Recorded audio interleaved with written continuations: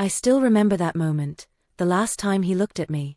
His eyes were quiet, searching for words that could make breaking a heart sound gentle. But there's no gentle way to break a heart, especially when the reason is something you can't change overnight, like your accent, your grammar, your broken English. My name is Leah. I live in a small town in the US, where the streets stay calm, the evenings glow golden, and the memories never seem to fade. I used to believe love was simple, that when two hearts met, everything else would fall into place. But I was wrong. Because when I opened my heart, my words weren't enough. My love wasn't fluent. I met Adam in a bookstore downtown. He was tall, confident, carrying that effortless charm that turns heads without even trying. I worked there part-time after college. The first time he spoke to me, I froze. "Hey, can you help me find a book on communication?" he asked, smiling casually. I tried to answer, but my tongue tangled the words. He smiled again and said softly, "Your English is fine." But I saw it, that flicker in his eyes that said it wasn't fine. He was just being kind. Still, he came back. Every week. Same day, same hour. We talked about books, the weather, and all the little things that fill silence without really saying much. I laughed too often, maybe trying to hide my insecurity. Once he said, "You're different, Leah. You've got this softness about you." I believed him. Maybe too easily. Weeks turned into months. One evening, he asked if I wanted to grab coffee with him. My heart almost jumped out of my chest, but I said yes. Sitting across from him at that cozy cafe, I felt time slow down. He talked, oh how beautifully he talked, words flowing from him like music, smooth and effortless. I listened, nodding, guessing meanings behind his quick sentences. I wanted to say more, to show him I wasn't just quiet. But every time I opened my mouth, my voice trembled, my words stumbled. He never said anything, but I saw it, that faint flicker of discomfort he tried to hide. He became part of my everyday, morning texts, late-night calls, little messages before work saying, "Good luck, Leah." He was kind. He was funny. But often he'd say, "Your English will get better. You just need practice." I smiled, but every time he said that, something inside me cracked a little. I didn't want him to love the girl I might become someday. I wanted him to love the girl I already was. Then one evening, he asked me to meet his friends. I agreed, though my chest felt heavy. We met at a rooftop cafe filled with laughter and fast-talking people. His friends were warm, but their words moved like bullets, quick, sharp, impossible to catch. I tried to keep up. I smiled, nodded, said little things like "yeah" or "that's funny," pretending I understood everything. But I didn't. A girl sitting across from me asked, "So what do you do, Leah?" I opened my mouth, and nothing came out. My brain froze, my tongue betrayed me. The silence stretched, long and painful. Someone laughed softly. Adam stepped in, trying to change the subject, but the damage was already done. I saw it, that quiet embarrassment in his eyes. Not for himself, but for me. And that hurt more than anything else. That night, I cried in my room. Not because of them, but because of me, because my words couldn't reach where my heart wanted to go. I stared at my reflection and whispered, "Is not knowing perfect English really enough to make me unworthy of love?" After that night, everything changed. His calls grew shorter. His texts came less often. He was drifting away, slowly, silently, like the tide retreating from the shore. I could feel it, but I didn't know how to stop it. Then one evening, he said the words everyone dreads, "Leah, we need to talk." We met again at the same cafe where we'd once shared laughter and dreams. His coffee sat untouched. His eyes were kind but tired, like he'd rehearsed this moment 100 times. "You know I care about you," he began softly. "You're amazing, but sometimes it feels like we come from different worlds. And maybe it's better if we stop before this becomes too painful." I wanted to scream. To tell him love doesn't need perfect grammar or flawless words. To tell him that I understood him better than anyone ever could, just not in the way he measured understanding. But my voice failed me again. The only thing I could whisper was, "I'm trying." He sighed quietly, stood up, and said, "I know. You're incredible, Leah. But maybe we're just not the same." He placed a few bills on the table, gave me one last look, and walked away. I sat there long after he was gone. Rain began to fall outside, tapping softly on the window. The world moved on, people laughed, cars passed, music played, but inside me, everything was still. I held my cup of coffee, now cold, and whispered, maybe love isn't enough when words fail. When I finally got home that night, I broke down, not because Adam was gone, but because I had so much to say and no way to say it. My heart was heavy with unspoken things, the kind that burn quietly inside. But somewhere between my tears and silence, something shifted. I realized maybe losing him wasn't the end, maybe it was the beginning of me. I couldn't change the past, but I could change the voice that had been silent too long. I opened my laptop and searched, "Learn English in 100 days." A woman appeared on the screen, smiling warmly. "Don't be afraid of mistakes," she said. "They're proof that you're trying." I watched her for a while, her voice soft yet strong. And for the first time in a long time, I smiled back at the screen. Maybe my story started with heartbreak. But it wouldn't end there. Because love didn't teach me to be perfect, it taught me to be brave. That night, I didn't sleep. I kept watching video after video, people sharing their struggles, their broken words, their trembling accents, and how they never gave up. There was something raw and beautiful about it, something honest that touched me deeply. It made me realize I wasn't the only one who had ever felt small while speaking. I wasn't the only one who had watched someone walk away just because I didn't sound enough. As dawn broke, light spilled gently into my small apartment. For the first time, I noticed how quiet the world could be. I looked around, at the unfinished mug of coffee, the messy desk, the old mirror reflecting my tired eyes. And I whispered to myself, "Leah, if you don't change now, you'll stay in that cafe forever." So I began. Every morning before work, I stood in front of the mirror and practiced. "Hello, how are you?" I'd say, smiling awkwardly. Then I'd correct myself, repeat, exaggerate every sound until it felt natural. Sometimes, I recorded my voice just to hear how clumsy it was. Every time I wanted to give up, I remembered his words, "Maybe we're just not the same." That sentence became my fuel. At work, customers came and went. Most didn't even look at me, just another girl behind the counter scanning books. But one day, a little boy came up holding a picture book and said, "You talk funny." His mother gasped, apologizing quickly, but I just smiled. "I'm learning," I told him softly. "Funny is what learning sounds like in the beginning." The boy giggled, and for the first time, I didn't feel embarrassed. I felt proud. Weeks passed. My routine became sacred: work, dinner, English practice, repeat. I bought a small notebook and wrote down every word I didn't know. I spoke to myself on the bus, whispered phrases in the grocery store, repeated lines from movies until people thought I was a little crazy. I didn't care. The old Leah would have cared. But she was gone. One night, as I scrolled through my phone, I came across a video of a girl teaching English online. Her accent wasn't perfect either, but her confidence made her glow. She spoke with warmth, not fear. Something inside me clicked. If she can do it, I whispered, why can't I? That's when I decided to make my first video. I set up my phone on a stack of books, taped a piece of paper behind it that said, "Don't be afraid to speak." My hands were shaking so badly, I almost dropped the phone. I pressed record. "Hi," I said, my voice trembling. "My name is Leah, and my English isn't perfect. But I'm learning. And maybe, you are too." It was short, awkward, full of mistakes, but it was real. I uploaded it before I could change my mind. The next morning, I woke up to 2 comments. One said, "You're brave." The other said, "Thank you, I feel the same way." I cried reading them. 2 strangers, and yet they understood me in a way even Adam never did. That day, I made another video. Then another. Slowly, my fear began to fade. My voice grew steadier, my smile wider. I didn't chase perfection anymore, I chased honesty. At first, no one really watched. But I didn't stop. I posted every day, from my kitchen, from the park, from that same bookstore where it all began. Sometimes people mocked me. "Your accent is weird," they'd comment.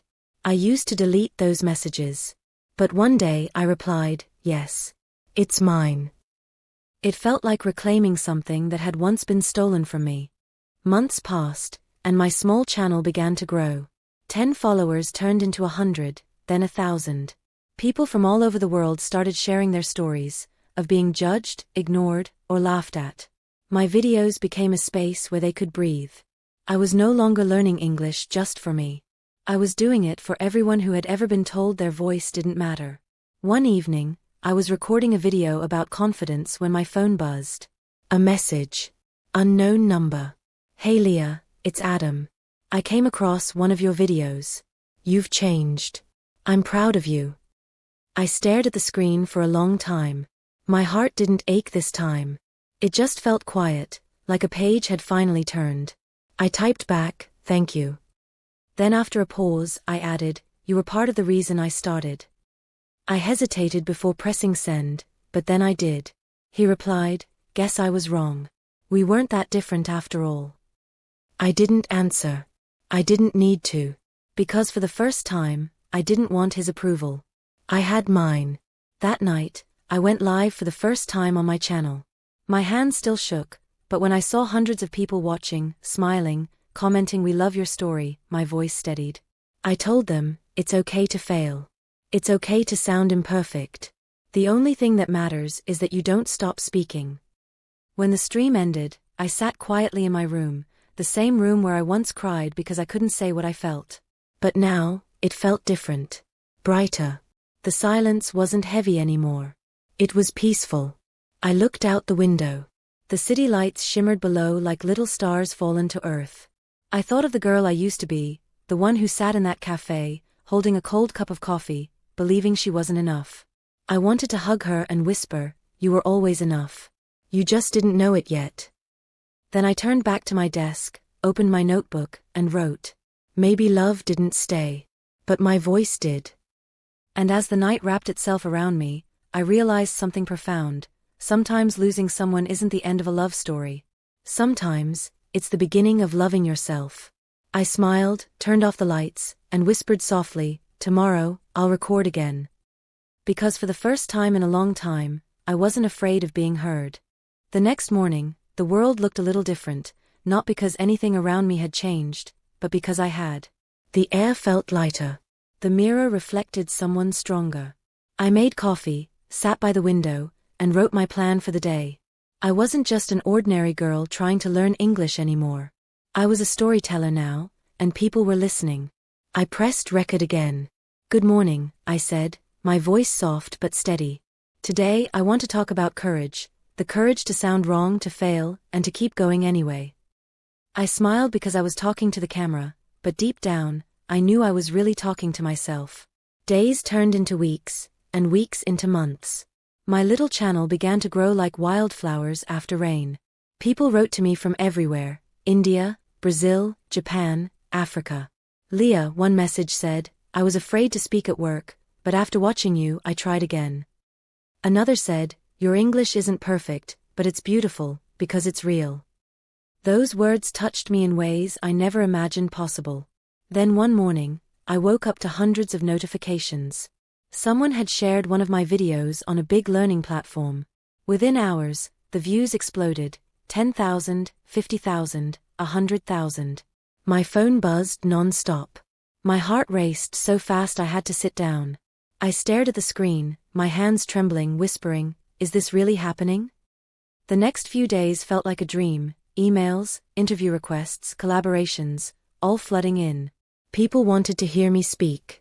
Me. The same girl who once cried because her words weren't enough.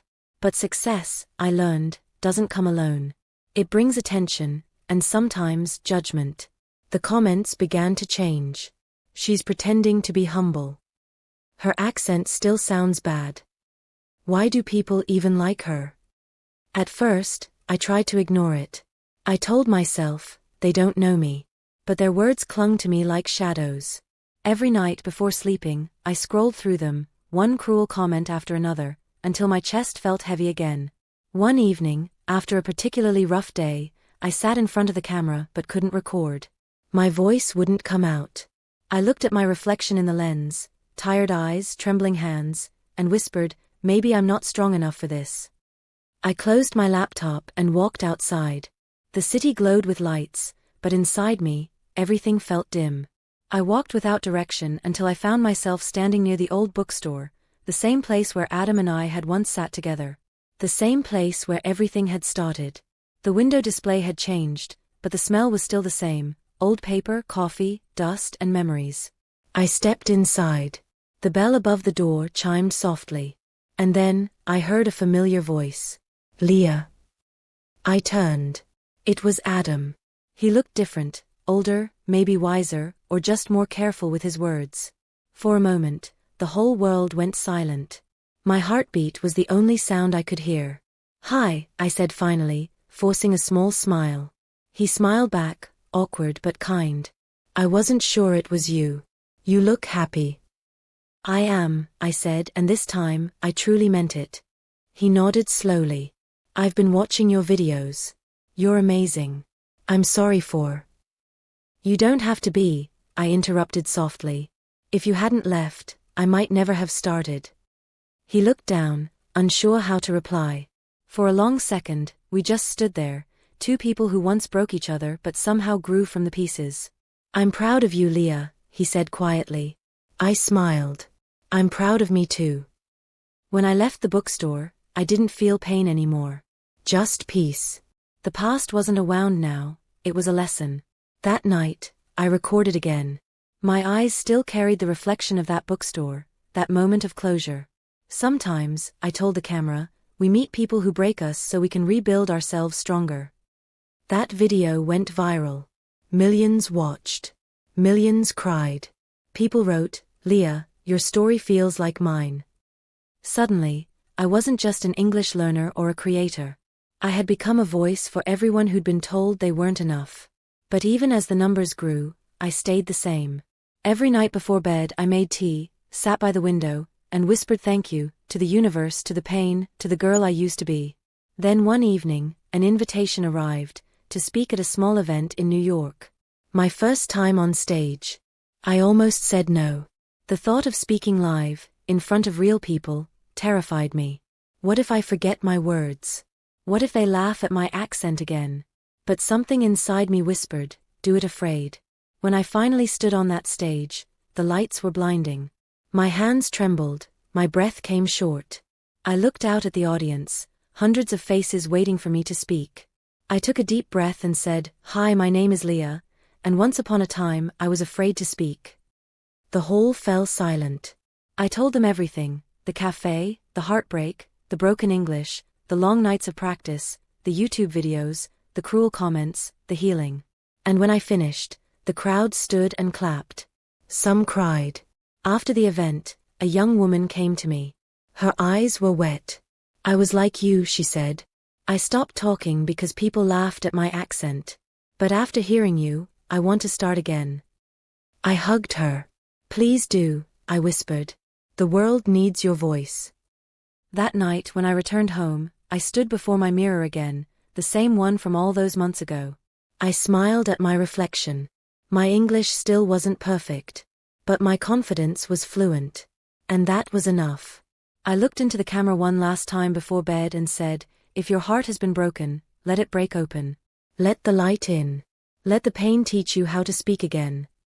As I turned off the lights, the world outside was silent. But inside me, there was music. That night when I finally fell asleep, I dreamed of voices, hundreds of them, soft and warm, speaking in different languages, all saying the same word, thank you. I woke up with tears on my cheeks, not from sadness, but from something deeper. Gratitude. I wasn't the same Leah anymore. The girl who once hid behind broken sentences had become a woman who used her voice to heal others.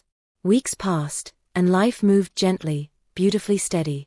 My channel kept growing, my videos found their way into classrooms, companies, and even small schools for refugees. Every day, I felt more connected to the world, and to myself. Then one morning, I opened my inbox and froze. The subject line read, TEDx invitation, we'd be honored to have you share your journey. I read it once. Then again. Then again. My hands shook. My heart beat faster with every word. Me? The girl who used to whisper English words alone in her room was being invited to speak on a stage where the world would listen. I covered my face and cried quietly, whispering, Mama, if only you could see me now. That night, I sat by the window, staring at the stars and thinking about how far I had come. The same sky that once heard my fears was now hearing my thankfulness. I spent nights writing my speech, deleting it, rewriting it, whispering sentences into the dark. Every word mattered. I didn't want to impress anyone, I wanted to touch them. I wanted to speak from my scars, not from my success. The night before the talk, I sat again by the window with a cup of tea. The city lights painted golden reflections across the glass. My phone buzzed, a message from an unknown number. I hesitated before opening it. "Hi Leah, I don't know if you remember me. I was in your beginner English group last year. I just got a job because I learned from your videos. Thank you for not giving up." I smiled so wide it hurt. Maybe love hadn't stayed, but the impact had. Maybe that was the kind of love that lasts longer, the love you give to strangers without expecting anything back. The next day, backstage, my heart pounded like thunder. The stage lights bled through the curtain, white and hot. I heard a voice behind me say, "You're next." My hands trembled as I stepped forward. The light hit my face, and I blinked. Hundreds of faces stared back at me, eyes waiting, hearts open.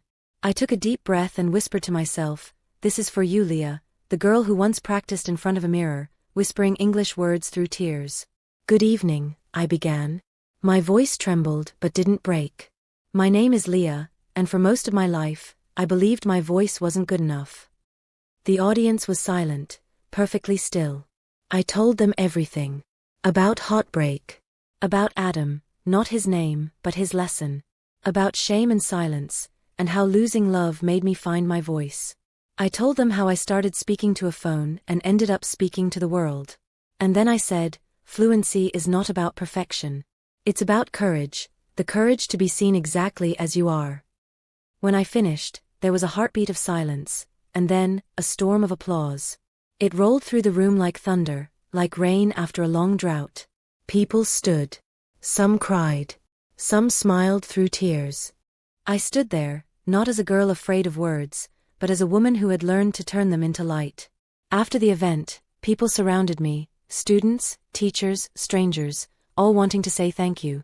Their voices blended into a music I had never heard before. And then, as I was about to leave, someone called my name. "Leah." I turned. It wasn't Adam. It was someone new, a tall man with kind eyes and a quiet smile.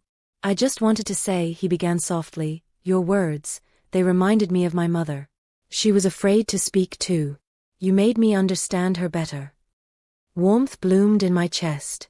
"Thank you," I said. "That means everything." We talked for a while, about languages, about courage, about how silence can sometimes say more than words. His name was Daniel. He taught sign language to deaf children. There was a gentleness in his voice, a patience that felt like peace. When we parted, he said, "I hope I see you again." I smiled. "Maybe you will." Weeks passed. Then one evening, an email from him appeared. Then a phone call. Then coffee. Talking to him was easy, no pretending, no pressure. Just quiet understanding. Sometimes we sat together without saying much, and it still felt like conversation. He didn't ask about my past, he cared about my now. And slowly, quietly, love found me again. Not the kind that burns fast and fades, but the kind that grows slowly, like sunlight through morning fog. One evening, we walked by the river. The city lights shimmered on the water, the air was cool and gentle. Daniel stopped and asked, "Do you ever miss the girl you used to be?" I smiled. "Sometimes. But she's still here, just stronger." He nodded. "She'd be proud of you." "I hope so," I whispered. He looked at me, eyes full of quiet warmth. "I know so." We stood there in silence, the kind that doesn't need words. The kind that holds peace inside it. And I realized then that my story was never about losing love. It was about finding the courage to love again, especially myself. Months later, on the anniversary of my first video, I uploaded a new one. The title read, "This is what healing sounds like." I faced the camera and spoke softly. I used to believe broken English made me broken. But I was wrong. Broken things can still be beautiful, because they let the light in. The comments poured in. Thousands of people wrote, "You gave me hope." And for the first time, I didn't cry while reading them. I just smiled, because I finally understood. I didn't need to be perfect to be enough. That night, I sat by the window again, tea in my hand, the stars blinking over the city. My phone buzzed. It was Daniel. "Are you still awake?" I smiled and typed back, "Always." The screen glowed softly in the dark. I whispered, "Thank you, life," and closed my eyes. Somewhere far away, someone was watching my first video, nervous, unsure, broken, just like I once was. And maybe, just maybe, my voice would whisper to them, the same way it once whispered to me. Don't be afraid to speak. Even broken words can build a beautiful life. And that was the beginning of everything.